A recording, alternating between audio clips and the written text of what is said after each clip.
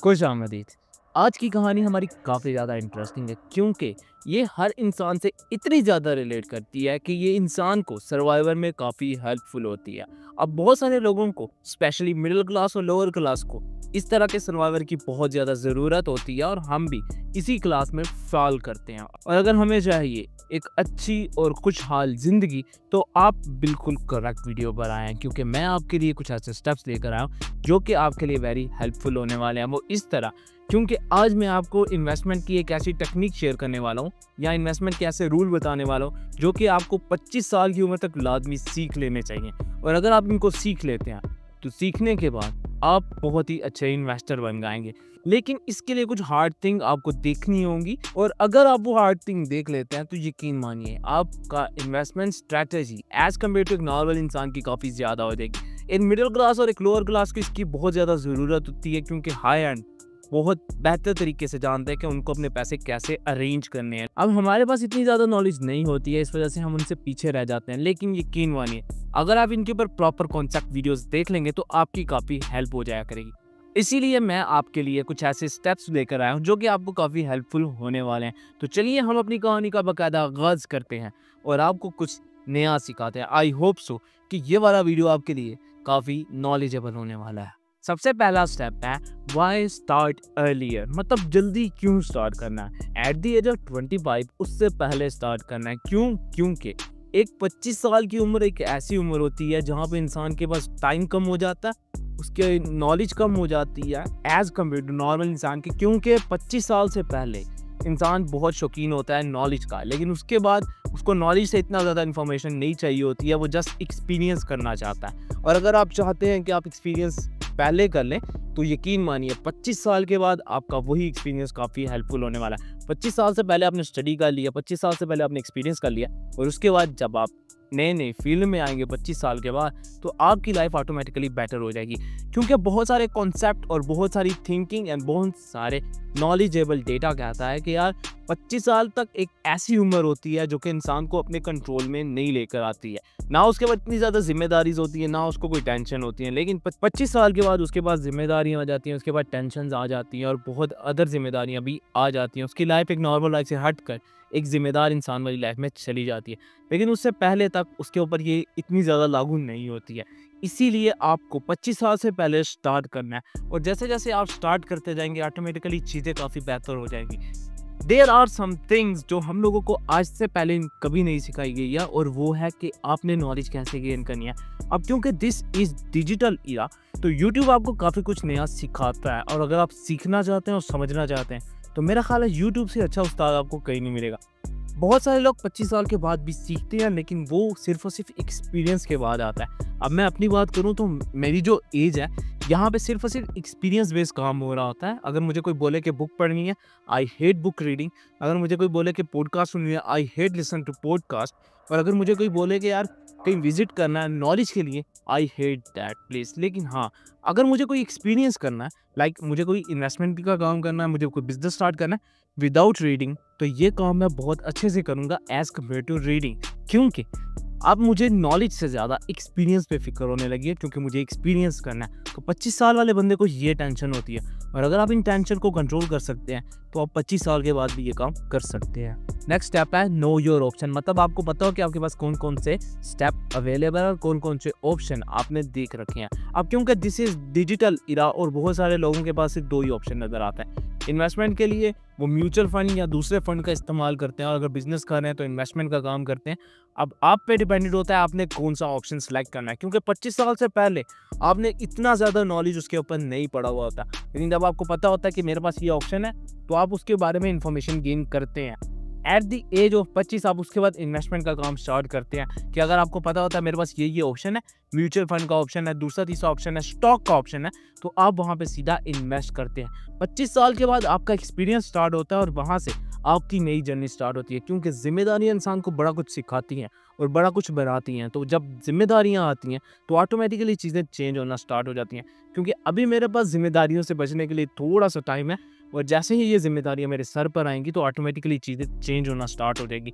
But most of the people ये आज भी समझते हैं कि यार अगर हमारी ज़िंदगी ऐसे चल रही है तो चलने दो, लेकिन ऐसे चलने नहीं दे सकते। क्योंकि मेरे पास भी ऑप्शन नहीं था, इसी वजह से मैं आज यहाँ पर बैठ गया हूँ और मुझे अगर कोई इंसान कोई मशवरा देता है तो मैं मशवरा बिल्कुल नहीं लेता, क्योंकि उनके मशवरे की नॉलेज मेरे पास ऑलमोस्ट पहले से है।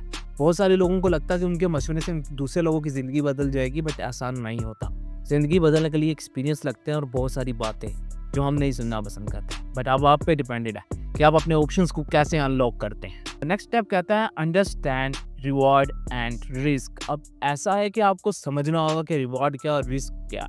अगर आप इन दोनों चीज़ों को अच्छे से डिफरेंस करके समझ जाते हैं तो आपको हराना काफ़ी मुश्किल हो जाता है। अब देखिए, रिवॉर्ड सिस्टम होता है कि यार आपको रिवॉर्ड मिलता है as compared to other things के। रिवॉर्ड एक तो पॉजिटिव थिंकिंग में आता है और एक नेगेटिव में। नेगेटिव में यार जब आपने कुछ लॉस किया तो आपने कुछ सीखा लेकिन रिवॉर्ड मिला। अब यहाँ पे नेगेटिव रिवॉर्ड इंसान को डीमोटिवेट करता है। आपने रहना पॉजिटिव रिवॉर्ड की तरफ। पॉजिटिव रिवॉर्ड आपको हमेशा बूस्ट अप करता है, आपको सिखाता है और आपसे कहता है कि आपने नई जर्नी स्टार्ट करनी है। अब यहाँ पे रिवॉर्ड बहुत सारी चीज़ों में, अगर आपने पैसे इन्वेस्ट किए हैं तो जब नए पैसे आते हैं, मतलब उसी इन्वेस्टमेंट से नई इन्वेस्टमेंट आती है तो वो कहलाती है रिवॉर्ड। और अगर आप रिस्क की बात करते हैं तो रिस्क एक ऐसी चीज़ होती है जो कि आपको लेनी होती है, जहाँ पे 50-50% चांसेस होते हैं हारने के और जीतने के। एक चीज़ आपको बताता चलूँ कि जब भी आपने रिस्क लेना है तो कैलकुलेटेड रिस्क लेना है। अब कैलकुलेटेड रिस्क का काफ़ी ज़्यादा बेनिफिट होता है। वो इस तरह कि आपको पता होता है कि हारने के चांसेस कितने हैं और जीतने के कितने। बहुत सारे लोग सिर्फ रिस्क की बात करते हैं, आपने कैलकुलेटेड रिस्क लेना है। अब कैलकुलेशन ऑफ रिस्क हम किसी और वीडियो में बात करेंगे, क्योंकि ये बहुत ही इंटरेस्टिंग टॉपिक है और जैसे ही आपको हेल्पफुल होगा, आप यकीन मानिए आप बहुत ही बेहतर तरीके से रिस्क ले सकेंगे। नेक्स्ट स्टेप कहता है बजट बिफोर यू इन्वेस्ट। मतलब आपने पहले बजट देखना है, उसके बाद इन्वेस्ट करना है। अब ऐसा है कि इंसान की इनकम इतनी ज़्यादा नहीं होती है। मुझे पॉकेट मनी मिलती है एग्जांपल 10,000 रुपये महीने की। अब मुझे अंदाज़ा करना है कि मुझे कहाँ पे इन्वेस्ट करने है और कहाँ पर नहीं। ये 10,000 रुपये मेरे पूरे 30 दिन की सोर्स ऑफ इनकम है, जिससे मुझे या तो पैसे जनरेट करना है या मैं इनको अपने दोस्तों के साथ बैठ के याशी में उड़ा सकता हूँ। अब दो ऑप्शन है इंसान के पास, या खा सकता है या लगा सकता है। अगर लगाएगा तो बदले में रिवॉर्ड मिलेगा और अगर उड़ा देता है तो कुछ भी रिवर्स में नहीं मिलने वाला। अब यहाँ पर आपने खुद ब खुद कैलकुलेशन करनी है, यार कितने पैसे मैं उड़ा सकता हूँ, कितने पैसे मैं सेव कर सकता हूँ, कितने पैसे मैं इन्वेस्ट कर सकता हूँ। अगर मैं आपको बात करूँ तो मैं जो सिंपल पर्सनली रूल यूज़ करता हूँ वो होता है 50% मैं इसको इन्वेस्टमेंट की तरफ लेके जाऊँगा, 20% मैं अपनी बेसिक नीड की तरफ, 20% मैं अपने इन्वेस्टमेंट की तरफ और 10% मैं अपने लिए सिर्फ रखूँगा, इसलिए कि अगर मुझे कुछ चीज़ वीज़ लेनी है तो वो 10% में से ही लूँगा। और अगर वो उससे ज़्यादा हो जाती है तो मैं वेट करूँगा नेक्स्ट मंथ का, और नेक्स्ट मंथ के 10% से निकाल के इसमें सेव करके फिर इसका काम निज़ाम ओके करूँगा। अब ये सिंपल रूल हर बंदा इजीली यूज़ कर सकता है, क्योंकि इसमें कोई नॉलेज नहीं चाहिए, इसमें कोई मैथ नहीं चाहिए। बस सिंपल फार्मूला होता है 50-20-20-10 रूल, जो कि आपको हेल्प आउट करता है कि कैसे आपने अपना बजट लगाना और कैसे आपने अपनी सेविंग करनी है। नेक्स्ट स्टेप कहता है stay constant with small step. मैंने लास्ट वीडियो में बताया था कि कैसे आपको बड़ा रिस्क इफेक्ट करता है और स्मॉल रिस्क आपकी हेल्प करता है। अब बेसिक चीज़ मैं आपके साथ शेयर करूँ तो वो ये कि जो नॉर्मल थिंकिंग होती है ना, या नॉर्मल स्ट्रेटजीज होती हैं, वो इतना ज़्यादा इफेक्ट नहीं कर रही होती हैं, लेकिन जो बहुत ही ज़्यादा परफेक्ट स्टोरीज होती है ना, वो बहुत ही इफेक्ट करती है। देखिए, जब आप कांस्टेंट रहते हैं ना तो आप छोटे छोटे स्टेप लेते हैं। अब मैं परफेक्ट की सूरत की बात करूं तो मेरे को वहाँ पे बड़ी इन्वेस्टमेंट चाहिए। बड़ी इन्वेस्टमेंट के साथ हमेशा नुकसान भी ज़्यादा होता है, छोटी इन्वेस्टमेंट के साथ छोटा नुकसान होता है। एग्जाम्पल देता हूँ, मैंने जो अपना 10,000 का बजट बताया उसमें से 2,000 अगर मैं किसी जगह पर लगा रहा हूँ तो इसका मतलब है वो स्मॉल स्टेप है, और अगर मैं वो 10,000 वहाँ लगा दूंगा तो मेरे नुकसान होने के चांसेस ज़्यादा है।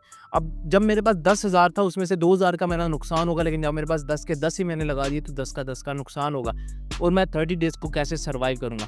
अब मेरे पास 8,000 सेविंग में होगा तो मुझे पता है कि हाँ मेरे पास सेविंग में पैसे पड़े हुए हैं, मेरे 2,000 डूब भी जाएंगे, कोई खासा फ़र्क नहीं पड़ेगा। आज तो फ़र्क तो पड़ेगा लेकिन इतना नहीं पड़ेगा जितना 10,000 का पड़ेगा। तो आपने रहना कॉन्स्टेंट रहना। आपको पता है कि कैसा होता है, सबसे hard thing in this world constant रहना काफ़ी मुश्किल हो जाता है, क्योंकि मेरा भी निज़ाम इससे काफ़ी ख़राब हो जाता है।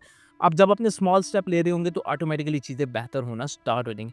स्मॉल स्टेप स्मॉल रिवॉर्ड हमेशा इंसान को बेहतर बनाता है। स्मॉल रिवॉर्ड स्मॉल कंसिस्टेंसी, इंसान को रिवॉर्ड तो मिलता ही है, लेकिन अगर आप इसको बहुत अच्छे तरीके से समझ आते हैं तो ऑटोमेटिकली चीज़ें काफ़ी हद तक बेहतर हो जाती हैं। और अगर आप समझते हैं कि आप इन चीज़ों को बहुत और भी ज़्यादा डीपली जानना चाहते हैं तो आपने मुझे कमेंट बॉक्स में यस लिखना है, उससे मैं इनके ऊपर डेडिकेटेड वीडियो बनाकर आपकी हेल्प रेडी करने के लिए तैयार हो जाऊँगा। लास्ट स्टेप है keep learning and stay patient. अब सब्र करना हर इंसान के बस की बात नहीं होती है, मेरे में भी नहीं है, क्योंकि मैं इसके ऊपर काम कर रहा हूँ और ऑटोमेटिकली थोड़ा थोड़ा करके मेरे में ना सब्र आ रहा है। पेशेंट रखना सबसे मुश्किल काम है और लर्निंग करना उससे भी ज़्यादा मुश्किल काम है। अब ऐसा है कि जैसे जैसे आप काम सीखते जाते हैं आपको कंटिन्यूसली लर्निंग करते रहना है कि यार क्या गलतियाँ मैं कर रहा हूँ और कौन सी गलतियों से मुझे बचना है, कौन सी मिस्टेक्स हो रही हैं और कौन सी मिस्टेक्स को मैंने निकालना है। अब यहाँ पे गलतियाँ और मिस्टेक इंसान को हमेशा से लॉस की तरफ भी लेके जाती हैं और कभी-कभी सिखा कर एक नया डेवलपमेंट करने में भी काफ़ी हेल्पफुल होती हैं। जितने भी बड़े बिजनेसमैन हैं उन्होंने छोटी-छोटी गलतियाँ देख कर ही अपना बिज़नेस डेवलप किया और अगर आप भी किसी बिज़नेस को अंडरस्टैंड करेंगे तो ऑटोमेटिकली आपको बहुत कुछ नया सीखने को मिलेगा। इसके ऊपर बहुत ही ज़्यादा यूट्यूब क्रिएटर बैठे हुए हैं जो आपको काफ़ी इन्फॉर्मेटिव वीडियोस प्रोवाइड करते हैं और अगर आप चाहते हैं कि मैं उसके ऊपर वीडियोस बनाऊं तो आपने मुझे कम्युनिटी बॉक्स में अपडेट करना है। उससे ऐसा होगा कि मुझे आपके इंटरेस्ट का आइडिया होगा और मैं डेफिनेटली इसके ऊपर वीडियो बनाऊंगा। अब बेसिक इन 6 स्टेप्स की बात करूं तो यार ये बहुत ही ज़्यादा सिंपल और टफ हो जाते हैं, लेकिन इनके ऊपर काम करना काफ़ी मुश्किल है। अब मैं इसको बेसिक एनालाइज कर रहा था तो मेरे लिए इतना ज़्यादा टफ हो गया था कि मैं इसको आज भी अगर मुझे कोई बोलता है कि पेशेंट रखना है तो बहुत मुश्किल हो जाता है, क्योंकि सिचुएशन ऐसी होती जा रही है कि आगे आने वाला वक्त बहुत ही ज़्यादा टफ हो रहा है और अगर इंसान आज भी पेशेंस में रहेगा तो कैसे निज़ाम चलेगा। इसीलिए मैं अपना एक बिज़नेस स्टार्ट करने की कोशिश कर रहा हूँ और जैसे उस बिज़नेस का स्टार्टअप अच्छा होगा तो मैं आपके साथ डेफिनेटली वीडियोस शेयर करूँगा, क्योंकि जैसे मैंने बिज़नेस के स्टेप को फॉलो अप किया तो आपको भी तो बिज़नेस स्टार्ट करने के लिए फॉलो अप के लिए कुछ स्टेप चाहिए होंगे, तो वो स्टेप आपको हेल्प करेंगे कि कैसे आप अपना बिज़नेस नॉर्मली स्टैंड कर सकते हैं। हाँ, ये छोटे स्टेप्स के लिए हैं क्योंकि छोटा स्टेप मेरे को समझ आ चुका है, तो मैंने सोचा क्यों ना छोटे स्टेप से ही स्टार्ट करता हूँ और जैसे-जैसे छोटे-छोटे स्टेप्स लेकर मैं आगे बढ़ता जाऊँगा तो ऑटोमेटिकली चीज़ें ज़्यादा बड़ी होना स्टार्ट हो जाएँगी और वो सारी इन्फॉर्मेशन मैं एक डेडिकेटेड वीडियो में बनाकर आपके साथ शेयर नाज़ भी करूँगा, लेकिन मुझे उसके लिए आपका इंटरेस्ट चाहिए। और लास्ट एक चीज़ जो मैं आपको पर्सनली प्रेफर करूँगा वो ये है कंपाउंड इंटरेस्ट। मतलब आपने 3-4 चीज़ों के अंदर इंटरेस्ट दिखाना है। मैं एक काम की बात करूँ तो 2 चीज़ें इंटरेस्ट में रखनी है, एक आपकी इन्वेस्टमेंट, दूसरा आपका म्यूचुअल फंड। ये दोनों चीज़ें आपने अपने इंटरेस्ट में रखनी है और जैसे जैसे इंटरेस्ट आपका इंक्रीज़ होता जाएगा चीज़ें और भी ज़्यादा बेहतर होती जाएंगी। बट इसके ऊपर मैं जो वीडियो बनाऊंगा वो नेक्स्ट आने वाले वीक में होगी,